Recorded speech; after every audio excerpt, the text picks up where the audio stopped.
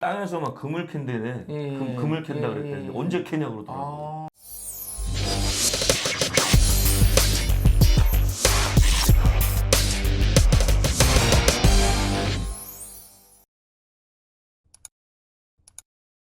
세상의 모든 직업을 소개하는 그날까지. 안녕하세요, 헌터스 여러분. 사람을 좋아하는 헤드헌터 윤재웅입니다. 오늘은 사주로 진로를 알려주는 근영님을 모셨습니다. 반갑습니다. 안녕하십니까. 근영님 본인 소개하고 하고 있는 일에 대해서 잘 설명 좀 부탁드리겠습니다. 사주의 혁명 진로 특강 수업이라는 책을 쓴 저자 근혁이라고 합니다. 사주라는 도구를 이용을 해서 학생들이나 학부모님들에게 진로나 적성을 상담해주는 일을 해가고 있습니다. 생년월일시를 뽑아서 그 사람의 고유 성향, 특징, 기질 이것을 이제 분석하여 주고 거기에 맞추어서 잠재 역량이라고 얘기를 합니다. 네. 사주를 다른 말로 얘기를 하자면은 잠재 역량, 선천적 재능 이렇게 얘기를 하거든요. 네. 이런 것들을 종합해서 그 사람이 맞는 어울리는 학과라든지 적성이라든지 네네. 진로를 상담해주는 역할을 하고 있습니다. 그렇구나. 왜냐면 지금까지 뭐 역술인도 나왔었고 학원 강사도 나왔었고 진로 코치, 학업 코치, 수식 컨설팅 해주는 사람 뭐 여러 사람 나왔었거든요. 사주를 통해서 봐주는 거네. 예, 맞습니다.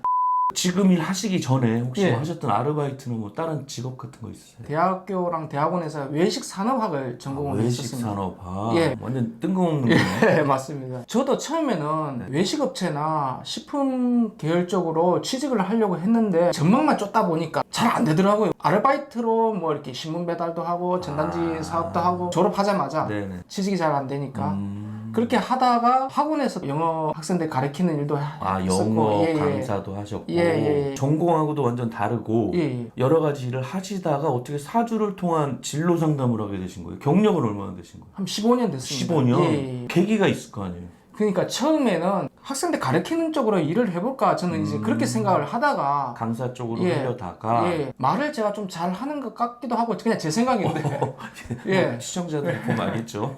말을 좀 잘하는 것 같고 상대를 좀 설득시켜서 이렇게 잘 이끌어주는 면도 있는 것 같아서 그때 마침 아버지 하시는 일이 이제 절에 법사로 계셨습니다. 아버님이 또 법사세요?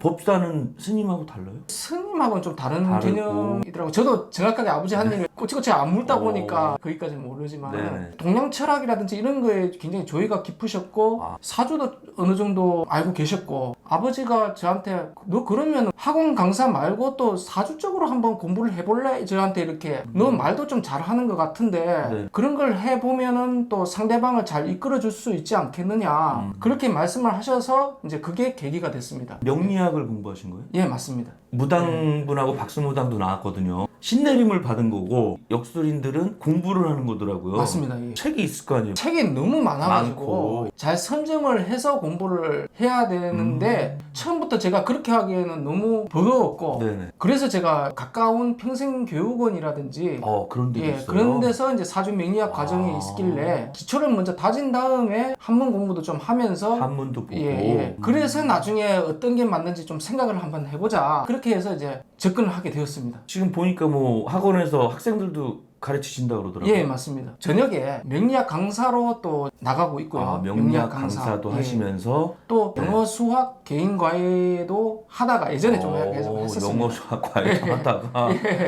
근데 지금 오늘은 일단은 사주를 통한 진로 상담가니까 그거 이제 포커스를 맞춰야 되는 거고 사주를 통한 진로 상담하는 분들도 자격증이 따로 있어요? 자격증이 국가 자격증이 있는 것은 아닙니다. 없고. 협회에서 운영하는 그냥 사설이네, 자격증, 사설. 사설 자격증이 간혹 또 학교 내에서 총장 명의로 자격증을 주겠다. 일정 시험을 쳐서 몇 점 이상을 넘기면은 그렇게 자격증이 나오는 경우도 있는데 국가 자격증은 없습니다.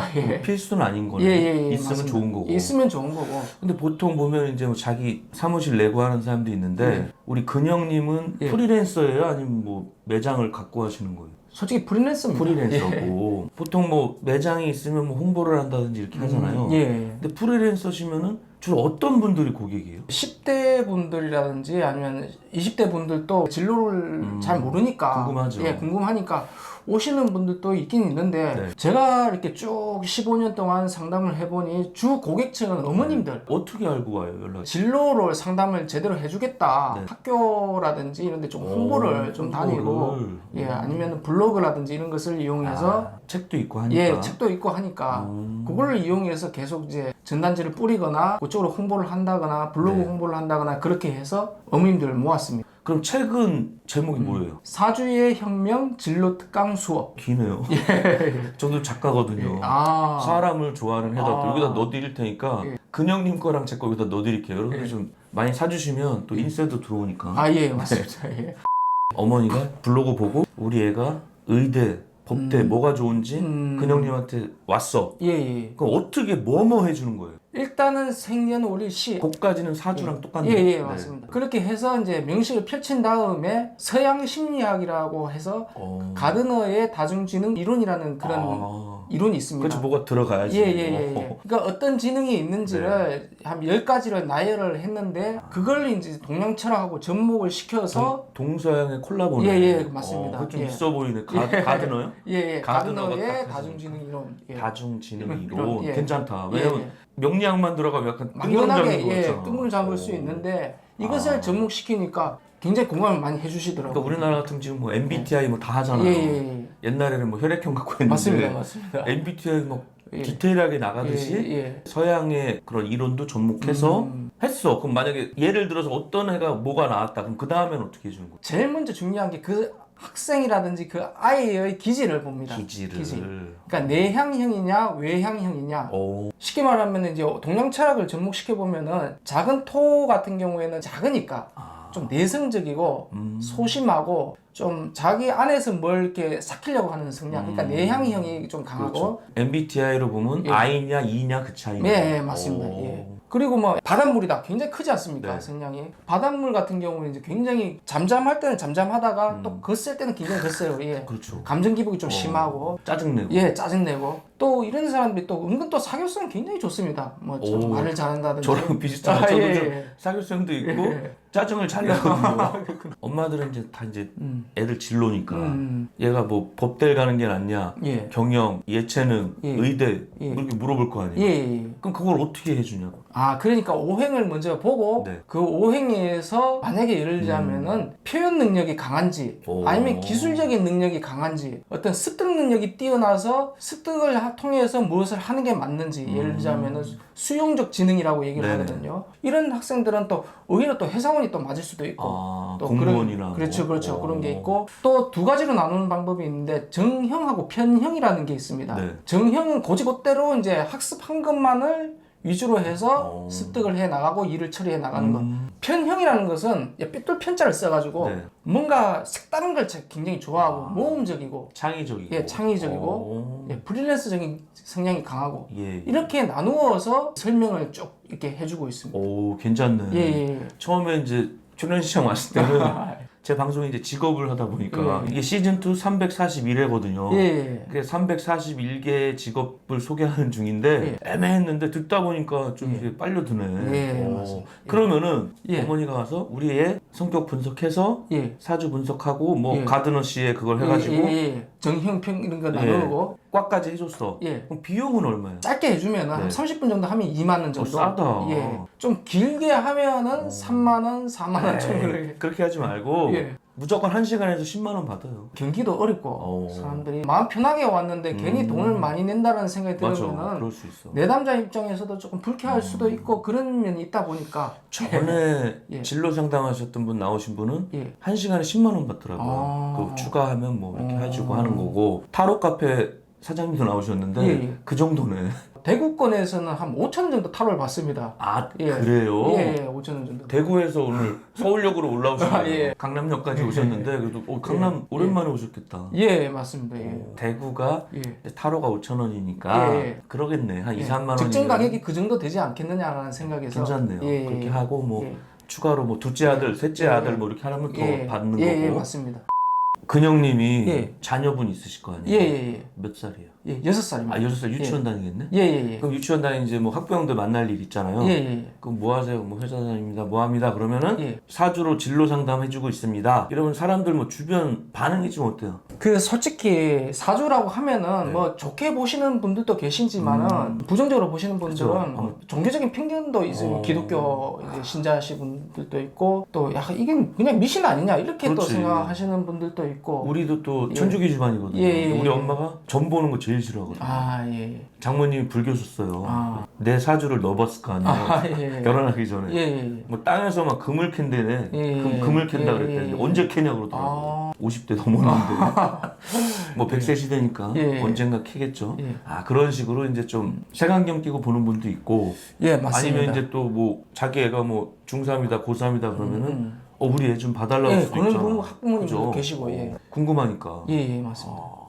엄연아 이것도 직업인데 책도 쓰시고 상담도 해주시는데 사주를 통해서 진로 상담을 해준다는 게 좀 아무래도 그냥 뜬구름 잡는 것보다는 사주가 들어가니까 아까 서양의 가드너시 거 이것도 뭐 평가도 들어가니까 좀 믿음이 가는데 직업으로서의 이 사주 진로 상담가 전망은 좀 어때요? 제가 이제 15년 정도 하다 보니까 이렇게 좀 사람을 보는 안목도 좀 생기고 좀 그런 면이 있다 보니까 요즘 저 4차 혁명 시대, AI 시대 이렇게 얘기를 하다 보니까 GPT 두들기고 다 나오니까 그러다 보니까 좀 사라지는 직업들이 많이 생기고 엄청 있고 많죠. 또 신생 직업들이 또 생긴 현상도 좀 보이고 있고 그런 측면에서 봤을 때 이 사주 상담학은 일단은 아무리 기계화가 된다고 하더라도 인간 대 인간의 교감은 없어지지 않습니다. 그러겠네요. 어떤 그 사람의 마음을 읽어주고 동감을 해주고 이거는 기계가 대신 할 수 있는 일이 아니거든요. 그렇죠.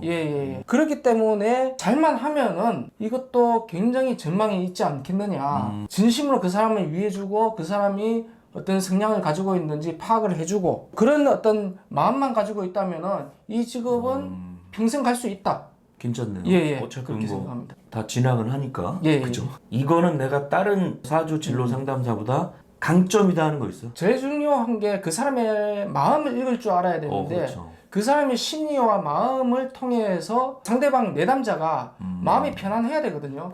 마음이 편안하고 심리적인 안정이 되면서 이렇게 상담을 해주되 제일 중요한 것은 그런 것 같습니다. 단점을 단도직입적으로 얘기를 하기보다는 장점과 단점을 좀 아울려서 단점은 이건 문제야 이렇게 얘기하기보다는 돌려서 장점이 이런 면도 참 좋은 면이 많고 이런 면도 많은데 이것 때문에 내 자신이 조금 힘들거나 어려움에 처할 가능성이 크다 그런 게 있지 않느냐 이렇게 얘기를 하면 거의 100%는 그렇지. 계속 단점만 얘기하면 반발심 생기거든. 그러니까 띄워주면서 슬쩍슬쩍. 그러니까 상대를 내담자를 아우를 수 있는 능력이 가장 중요하지 않겠느냐. 그러겠네요. 맞습니다. 근데 만약에 두꺼운 애들 있잖아요. 중2병 막 이런 애들. 고3인데도 삐뚤어진 애들 있잖아.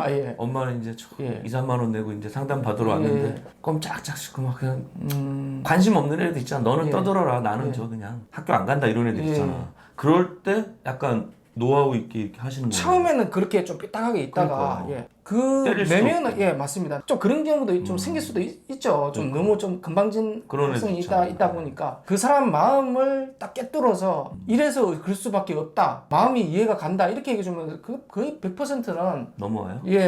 마음이 이렇게 수그러들이면서 자기 얘기를 합니다. 열리는 거예요. 그러면 말 나온 김에 와 이거는 내가 15년 동안 사주 진로 상담하면서 보람 있거나 기억 남는 애 있어요? 정말 추천한 대로 학교도 잘 가고 잘 풀리네. 그 여학생이었는데 말이 굉장히 없어요. 소심하네. 소심하고 뭐 어머님이 얘기를 해도 그냥 잘 반응을 못하고 수동적인 성향이 있는 여학생이었는데 간호사가 되고 싶다. 간호사 좋죠. 근데 간호사도 막 뭐 일도 힘들고 그렇습니다.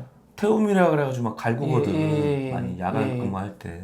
그래서 어떻게 됐어요? 그러니까 간호사에 대한 어떤 정확한 걸 모르고 그냥 막연하게 간호사가 뭐 되고 싶다 이렇게 얘기를 했는데 제가 이게 사주 명식을 딱 펼쳐보니 소심한 면도 있지만은 의외로 이게 창의적인 면이 있었어요. 내 나름대로 어떤 전략이 있었고 순발력도 있고 눈치도 좀 있고 그런 면이 있었는데 또 이 학생이 좀 중요한 게 뭐냐면은 내가 가지고 있는 것을 남도 딱딱딱딱 해줬으면 좋겠다. 이렇게 표현대로. 그런 거 있잖아. 그래서 저는 좀 생각을 한 게 이 사주랑 맞는 게 무엇인가 좀 생각을 했는데 상하 복종 관계이지 않습니까? 그렇죠. 내가 했으면 너도 따라와라. 그런 심리가 여군된 거 아니에요? 그래서 저는 약간 간호사랑 매칭시켜서 직업을 조언해 줄 수 있는 게 뭐가 있을까 좀 생각을 하다가 국군 간호사관학교 간호장교 맞습니다.